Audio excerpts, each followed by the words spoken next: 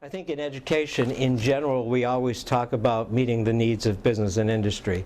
In the vocational technical community, that doesn't mean what can business do for me, but rather how can we collaborate in the benefit of the students. Under Massachusetts General Law, Chapter 74, every vocational program in the Commonwealth in each and every school must have an advisory committee, and that advisory committee must be made up of members of business, industry, labor, parents, students, and obviously the faculty, along with, if possible, apprenticeship connections and post-secondary education.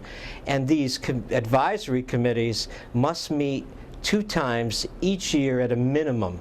So we actually have the advisory committee coming not only into the school, but into the occupational training program to talk about curriculum, to talk about the skills that are changing, the skill sets that graduates need to be successful in a career, and also the equipment that is necessary to do that kind of training, that equipment that might be state-of-the-art, that students will find upon graduation and employment. Business and industry have been involved in voc-tech schools from the very beginning.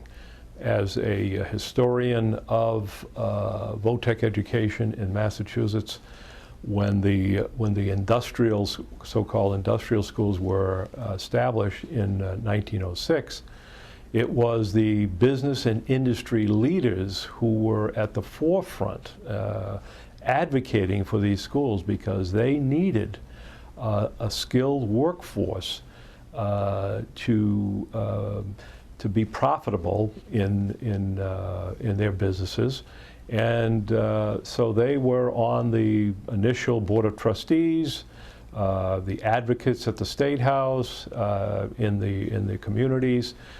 They carried a lot of the load in establishing the schools. As a result, they became members of the Board of Trustees, as I said, also advisory committee members in the particular vocational areas and in general for the school.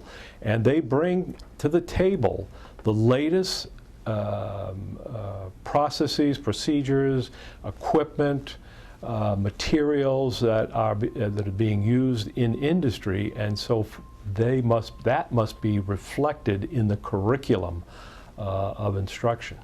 Businesses and local employers are a tremendous part of vocational technical education, not only by choice, but also by mandate. Every Chapter 74 program, including those that are programs in regular comprehensive high schools or district-run vocational technical schools, has to have an advisory council.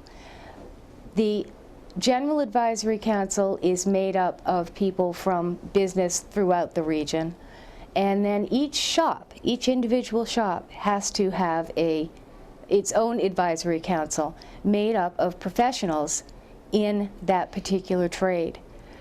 Those people speak regularly with the instructors in that shop to assure that the curriculum is pertinent, that the equipment that's being used and that's being purchased, usually with grant funds, is state-of-the-art, is what the kids would see out in the trades.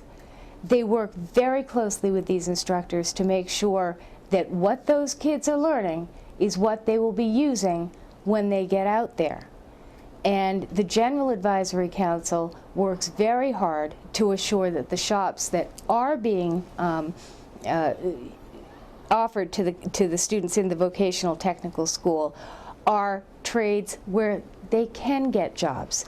It doesn't make any sense to have a dressmaking shop in a region where there are absolutely no clothing factories, for example. And the General Advisory Council always helps with that as well.